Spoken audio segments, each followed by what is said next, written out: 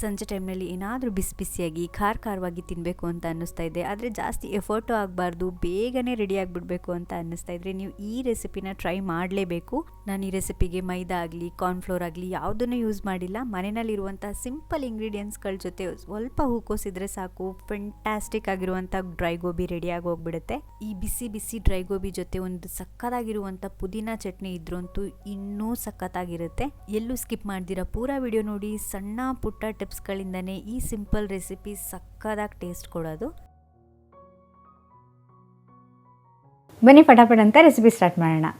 ಮೊದಲಿಗೆ ಒಂದು ಪಾತ್ರೆಯಲ್ಲಿ ಸ್ವಲ್ಪ ನೀರನ್ನ ಚೆನ್ನಾಗಿ ಕುದಿಯೋಕ್ಕೆ ಇಟ್ಕೊಂಡಿದ್ದೀನಿ. ನೀರು ಕುದಿಯೋಕ್ಕೆ ಸ್ಟಾರ್ಟ್ ಆದಮೇಲೆ ಸ್ವಲ್ಪ ಉಪ್ಪು ಹಾಕ್ಕೊಂಡಿದ್ದೀನಿ ಮತ್ತು ಒಂದು ಹೂಕೋಸ್ನಲ್ಲಿ ಅರ್ಧ ಹೂಕೋಸನ್ನ ಕಟ್ ಮಾಡಿ ಹಾಕ್ಕೋತಾ ಇದ್ದೀನಿ. ಕುದಿಯೋ ನೀರಿಗೆ ಹಾಕಿದ ಮೇಲೆ ಹೂಕೋಸನ್ನ ಒಂದು 2-3 ನಿಮಿಷ ಹೀಗೆ ಕುದಿಲಿಕ್ಕೆ ಬಿಡ್ತೀನಿ.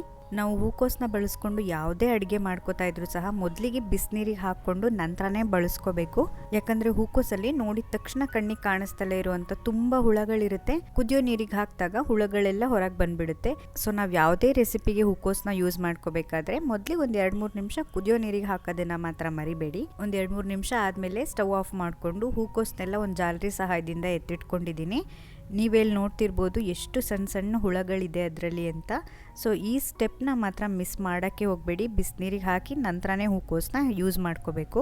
ನೆಕ್ಸ್ಟು ಡ್ರೈ ಗೋಬಿ ಮಾಡಲಿಕ್ಕೆ ಒಂದು ಬೌಲ್ನಲ್ಲಿ ಒಂದು ದೊಡ್ಡ ಚಮಚದಷ್ಟು ಶುಂಠಿ ಬೆಳ್ಳುಳ್ಳಿ ಪೇಸ್ಟ್ ತೊಗೊಂಡಿದ್ದೀನಿ, 1 ಚಮಚದಷ್ಟು ಅಚ್ಚ ಖಾರದ ಪುಡಿ, 1/4 ಚಮಚದಷ್ಟು ಧನಿಯಾ ಪುಡಿ, ಅರ್ಧ ಚಮಚದಷ್ಟು ಜೀರಿಗೆ ಪುಡಿ, 1/4 ಚಮಚದಷ್ಟು ಕಾಳು ಮೆಣಸಿನ ಪುಡಿ, ರುಚಿಗೆ ತಕ್ಕಷ್ಟು ಉಪ್ಪು, ಸ್ವಲ್ಪ ಕಸ್ತೂರಿ ಮೆಂತ್ಯನ ಹಾಗೆ ಕೈನಲ್ಲಿ ಕ್ರಷ್ ಮಾಡಿ ಹಾಕ್ಕೊಂಡಿದ್ದೀನಿ, 2 ದೊಡ್ಡ ಚಮಚದಷ್ಟು ಕಡಲೆ ಹಿಟ್ಟು ಮತ್ತು 2 ದೊಡ್ಡ ಚಮಚದಷ್ಟು ಅಕ್ಕಿ ಹಿಟ್ಟು. ಇಷ್ಟನ್ನು ಹಾಕಿ ಒಮ್ಮೆ ಡ್ರೈ ಮಿಕ್ಸ್ ಮಾಡ್ಕೊತೀನಿ. ಕಡಲೆ ಹಿಟ್ಟು ಅಕ್ಕಿ ಹಿಟ್ಟು ಬದಲಿಗೆ ಮೈದಾ ಹಿಟ್ಟು ಕಾರ್ನ್ಫ್ಲೋರ್ನೂ ಸಹ ನೀವು ಹಾಕ್ಕೋಬೋದು. ಜೀರಿಗೆ ಪುಡಿ ಧನಿಯಾ ಪುಡಿ ಎಲ್ಲ ಹಾಕಿರೋದ್ರಿಂದ ತುಂಬಾ ಫ್ಲೇವರ್ಫುಲ್ಲಾಗಿ ಸಖತ್ತಾಗಿ ಬರುತ್ತೆ. ಉಪ್ಪು ಖಾರ ಎರಡನ್ನೂ ಬ್ಯಾಲೆನ್ಸ್ ಮಾಡಲಿಕ್ಕೆ ಸ್ವಲ್ಪ ನಿಂಬೆ ರಸ ಹಿಂಡ್ಕೋತಾ ಇದ್ದೀನಿ. ಜಾಸ್ತಿನೂ ಹಾಕೋಬಾರ್ದು. ಅರ್ಧ ನಿಂಬೆ ಹೋಳಲ್ಲಿ ಅರ್ಧದಷ್ಟು ನಿಂಬೆ ರಸ ಹಿಂಡ್ಕೊಂಡಿದ್ದೀನಿ. ನೆಕ್ಸ್ಟ್ ಇದಕ್ಕೆ ಒಂದು 2 ನಿಮಿಷ ಬಿಸಿನೀರಲ್ಲಿ ಹಾಕಿಟ್ಟಿದ್ದಂತಹ ಹೂಕೋಸನ್ನ ಹಾಕ್ಕೊಂಡು ಚೆನ್ನಾಗಿ ಮಿಕ್ಸ್ ಮಾಡ್ಕೊತಾ ಇದ್ದೀನಿ. ಕೊನೆಯಲ್ಲಿ ನೋಡಿಕೊಂಡು ಸ್ವಲ್ಪನೇ ನೀರು ಹಾಕ್ಕೊತ ಕಲಿಸ್ಕೊತಾ ಹೋಗಬೇಕು. ನಾನಿಲ್ಲಿ ಒಂದು ಅರ್ಧ ಕಾಫಿ ಲೋಟದಷ್ಟು ನೀರು ಹಾಕ್ಕೊಂಡಿದ್ದೀನಿ. ಇನ್ ಕೇಸ್ ಮಸಾಲೆ ಏನಾದರೂ ಕಡಿಮೆ ಆಗ್ತಿದೆ ಅಂದರೆ ಒಂದು ಲೇಯರ್ ಏನಾದರೂ ಕೋಟಿಂಗ್ ಕಡಿಮೆ ಆಗ್ತಿದೆ ಅನಿಸಿದರೆ ಮತ್ತೆ 1 ಸ್ಪೂನಷ್ಟು ಅಥವಾ 2 ಸ್ಪೂನಷ್ಟು ಕಡಲೆ ಹಿಟ್ಟು ಹಾಕ್ಕೊಂಡು ಸಹ ಮಿಕ್ಸ್ ಮಾಡ್ಕೋಬೋದು. ಇದನ್ನು ಕಲಿಸ್ಬಿಟ್ಟು ನೆನೆಯಕ್ಕೆ ಇಡಬೇಕು ಆ ಥರ ಎಲ್ಲ ಏನೂ ಇಲ್ಲ. ಕಲಿಸಿದ ಕೂಡಲೇ ಡೈರೆಕ್ಟಾಗಿ ಬಿಸಿ ಬಿಸಿ ಎಣ್ಣೆಗೆ ಹಾಕಿ ಫ್ರೈ ಮಾಡ್ಕೊಂಡ್ಬಿಟ್ರೆ ಡ್ರೈ ಗೋಬಿ ರೆಡಿಯಾಗಿ ಹೋಗ್ಬಿಡುತ್ತೆ. ಒಂದು ಕಡೆ ಎಣ್ಣೆನ ಬಿಸಿ ಮಾಡಲಿಕ್ಕೆ ಇಟ್ಟಿದ್ದೆ. ಒಂದು ಕಡಾಯಿನಲ್ಲಿ ಎಣ್ಣೆ ಕಾದಿದೆಯೋ ಇಲ್ವೋ ಅಂತ ನೋಡಲಿಕ್ಕೆ ಒಂದು ಸಣ್ಣ ಪೀಸ್ ಹಾಕಿ ಮೊದಲಿಗೆ ನೋಡ್ತಾ ಇದ್ದೀನಿ. ಹಾಕಿದ ಕೂಡಲೇ ಕೆಳಗಡೆ ಅಂಟ್ದಿರಾ ಮೇಲೆದ್ದು ಬಂದರೆ ಎಣ್ಣೆ ಕಾದಿದೆ ಅಂತ ಅರ್ಥ. ಇವಾಗ ಎಲ್ಲದನ್ನು ಎಣ್ಣೆಗೆ ಹಾಕ್ಕೊಂಡು ಚೆನ್ನಾಗಿ ಫ್ರೈ ಮಾಡ್ಕೊತೀನಿ. ನೀವು ಬೇಕಿದ್ರೆ ಓವನಲ್ಲೂ ಬೇಕ್ ಮಾಡ್ಕೊಬೋದು, ಏರ್ ಫ್ರೈಯರ್ನಲ್ಲೂ ಎಣ್ಣೆ ಇಲ್ದಂಗೆ ಫ್ರೈ ಮಾಡ್ಕೋಬೋದು.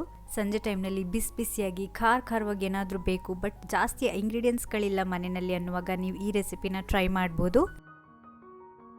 ಕೊನೆಯಲ್ಲಿ ಇದ್ರ ಜೊತೆಗೇ ಸ್ವಲ್ಪ ಕರಿಬೇವು ಹಾಕ್ಕೊಂಡು ಫ್ರೈ ಮಾಡಿಕೊಂಡು ತಕ್ಕೊತಾ ಇದ್ದೀನಿ. ಬಿಸಿ ಬಿಸಿ ಡ್ರೈ ಗೋಬಿ ರೆಡಿ ಇದೆ. ಅಥವಾ ನೀವು ಹೂಕೋಸಿನ ಪಕೋಡ ಅಂತನಾದ್ರು ತಿಳ್ಕೊಬೋದು ಇದನ್ನು. ಇದಕ್ಕಿನ್ನೂ ಫೈನಲ್ ಟಚ್ ಬಾಕಿ ಇದೆ. ಬಿಸಿ ಬಿಸಿ ಇರಬೇಕಾದ್ರೇ ಇದಕ್ಕೆ ಸ್ವಲ್ಪ ಉಪ್ಪು ಖಾರ ಚಾಟ್ ಮಸಾಲಾನ ಮೇಲ್ಗಡೆಯಿಂದ ಉದುರಿಸ್ಕೊಂಡ್ರೆ ಇನ್ನೂ ಸಖತ್ತಾಗಿರುತ್ತೆ. ಇದೇ ರೀತಿ ಎಲ್ಲ ಡ್ರೈ ಗೋಬಿನೂ ಎಣ್ಣೆಯಲ್ಲಿ ಫ್ರೈ ಮಾಡಿ ಎತ್ತಿಟ್ಕೊತೀನಿ. ನಾನು ಇದನ್ನ ಡ್ರೈ ಗೋಬಿ ಥರ ಮಾಡ್ಕೊಂಡಿದ್ದೀನಿ. ನೀವು ಸೇಮ್ ರೆಸಿಪಿಗೆ ಸ್ವಲ್ಪ ಸಾಸ್ ಎಲ್ಲ ಹಾಕ್ಕೊಂಡು ಒಗ್ಗರಣೆ ಹಾಕ್ಕೊಂಡ್ರೆ ಸೇಮ್ ಗೋಬಿ ಮಂಚೂರಿಯನ್ ಥರ ಆಗುತ್ತೆ. ನಮ್ಮ ಚಾನಲ್ನಲ್ಲಿರುವಂತಹ ಎಲ್ಲ ಮಂಚೂರಿಯನ್ ರೆಸಿಪಿ ವಿಡಿಯೋ ಲಿಂಕ್ಸ್ನು ಕೆಳಗೆ ಡಿಸ್ಕ್ರಿಪ್ಷನ್ ಬಾಕ್ಸ್ನಲ್ಲಿ ಕೊಟ್ಟಿರ್ತೀನಿ. ಬೇಕಿದ್ರೆ ನೀವು ಆ ವಿಡಿಯೋಗಳನ್ನ ನೋಡಿಕೊಂಡು ಮಂಚೂರಿಯನ್ ಮಾಡ್ಕೊಳ್ಳಿ. ರೆಡಿಮೇಡ್ ಸಾಸ್ ಇದ್ದರೆ ಹೇಗೆ ಮಂಚೂರಿಯನ್ ಮಾಡ್ಕೋಬೇಕು, ಇಲ್ಲ ಅಂದರೆ ಹೇಗೆ ಮಂಚೂರಿಯನ್ ಮಾಡ್ಕೊಬೇಕು, ತರಕಾರಿಗಳನ್ನೆಲ್ಲ ಹಾಕಿ ಹೇಗೆ ಮಾಡ್ಕೊಬೋದು, ಎಲ್ಲ ಥರದ ಗೋಬಿ ಮಂಚೂರಿಯನ್ ರೆಸಿಪಿನು ಆಲ್ರೆಡಿ ನಮ್ಮ ಚಾನಲ್ನಲ್ಲಿ ಇದೆ. ಬೇಕಿದ್ರೆ ಆ ವಿಡಿಯೋಗಳನ್ನ ಚೆಕ್ ಮಾಡಿ ನೋಡಿ. ಯಾವ ಮಂಚೂರಿಯನ್ನು ಮಾಡ್ಕೊಂಡಿದ್ದೀರಾ ಹೀಗೆ ಡೈರೆಕ್ಟಾಗಿ ಡ್ರೈ ಗೋಬಿ ಥರ ತಿಂದರೂ ಸಖತ್ತಾಗಿರುತ್ತೆ. ಇನ್ ಕೇಸ್ ನೀವು ಜಾಸ್ತಿ ಕ್ವಾಂಟಿಟಿನಲ್ಲಿ ಮಾಡ್ಕೊತೀರಾ, ಒಂದು ಪೂರ್ತಿ ಹೂಕೋಸ್ನಲ್ಲಿ ಮಾಡ್ಕೊತೀರಾ ಅನ್ನೋದಾದರೆ ನಾನು ಏನೇನೆಲ್ಲ ಇಂಗ್ರೀಡಿಯೆಂಟ್ಸ್ ಹಾಕಿದ್ದೀನಿ ಅದನ್ನೆಲ್ಲ ಡಬಲ್ ಮಾಡಿ ಹಾಕ್ಕೊಳ್ಳಿ. ಇದ್ರ ಟೇಸ್ಟ್ ಇನ್ನೂ ಎನ್ಹ್ಯಾನ್ಸ್ ಮಾಡಬೇಕು ಅಂದರೆ ಇದ್ರ ಮೇಲೆ ಸ್ವಲ್ಪ ಉಪ್ಪು ಖಾರ ಚಾಟ್ ಮಸಾಲ ಹಾಕ್ಕೊಂಡು ಮಿಕ್ಸ್ ಮಾಡ್ಕೊಂಡ್ರೆ ಇನ್ನೂ ಸಖತ್ತಾಗಿರುತ್ತೆ. ಬಿಸಿ ಬಿಸಿ ಇರಬೇಕಾದ್ರೇ ಹಾಕ್ಕೊಬೇಕು, ತುಂಬ ಚೆನ್ನಾಗಿ ಹಿಡ್ಕೊಳ್ಳುತ್ತೆ. ನಾವು ಹೊರಗಡೆ ಎಲ್ಲ ಡ್ರೈ ಗೋಬಿ ತಿನ್ನಬೇಕಾದ್ರೆ ಅವ್ರು ಕೊನೆಯಲ್ಲಿ ಒಂದು ಮಸಾಲೆ ಹಾಕ್ಕೊಡ್ತಾರೆ, ಅದು ಉಪ್ಪು ಖಾರ ಚಾಟ್ ಮಸಾಲಾನ ಮಿಕ್ಸ್ ಮಾಡಿಟ್ಟಿರ್ತಾರೆ. ತುಂಬಾ ಸಖತ್ತಾಗಿ ಅನಿಸುತ್ತೆ. ನೀವು ಸಹ ಒಂದ್ಸರಿ ಈ ರೀತಿಯಾಗಿ ಬಜ್ಜಿ ಬೋಂಡಗಳಿಗೂ ಸಹ ಟ್ರೈ ಮಾಡಿ ನೋಡ್ಬೋದು. ಈ ಬಿಸಿ ಬಿಸಿ ಡ್ರೈ ಗೋಬಿ ಜೊತೆ ಒಂದು ಪುದೀನಾ ಚಟ್ನಿ ಇದ್ರಂತೂ ಇನ್ನೂ ಸಖತ್ತಾಗಿರುತ್ತೆ.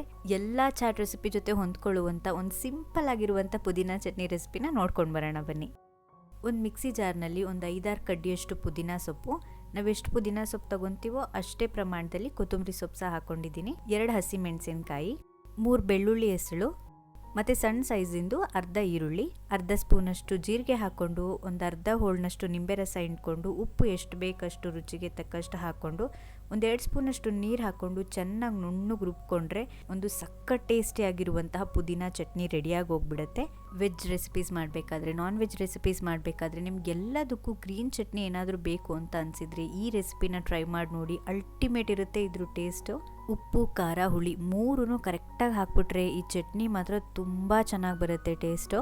ನಮ್ಮ ಚಾನಲ್ನಲ್ಲಿರುವಂತಹ ಎಲ್ಲ ಚಾಟ್ ರೆಸಿಪೀಸ್ ಲಿಂಕ್ನು ಕೆಳಗಡೆ ಡಿಸ್ಕ್ರಿಪ್ಷನ್ ಬಾಕ್ಸ್ನಲ್ಲಿ ಕೊಟ್ಟಿರ್ತೀನಿ, ಬೇಕಿದ್ದರೆ ಆ ವಿಡಿಯೋಗಳನ್ನೂ ಸಹ ಚೆಕ್ ಮಾಡಿ ನೋಡಿ. ನೀವು ಕೂಡ ಈ ರೆಸಿಪಿನ ಮನೆಯಲ್ಲಿ ಟ್ರೈ ಮಾಡಿ ನೋಡಿ ಹೇಗೆ ಬಂತು ಅಂತ ನನಗೆ ಕಮೆಂಟ್ ಮಾಡಿ ತಿಳಿಸೋದನ್ನು ಮಾತ್ರ ಮರಿಬೇಡಿ. ನೀವೇನೋ ನಮ್ಮ ಚಾನಲ್ಗೆ ಸಬ್ಸ್ಕ್ರೈಬ್ ಆಗಿಲ್ಲ ಅನ್ನೋದಿದ್ರೆ ಈ ಕೂಡಲೇ ಸಬ್ಸ್ಕ್ರೈಬ್ ಮಾಡ್ಕೊಳ್ಳಿ, ಮತ್ತು ನಿಮ್ಮ ಫ್ರೆಂಡ್ಸ್, ಫ್ಯಾಮಿಲಿ ಎಲ್ಲರ ಹತ್ರ ಕೂಡ ಸಬ್ಸ್ಕ್ರೈಬ್ ಮಾಡಿಸಿ. ನಾನು ನಿಮಗೆ ಸಿಗ್ತೀನಿ ಮತ್ತೊಂದು ಸೂಪರ್ ಡೂಪರ್ ರೆಸಿಪಿ ಜೊತೆ. ಅಲ್ಲಿವರೆಗೂ ಹ್ಯಾಪಿ ಕುಕಿಂಗ್.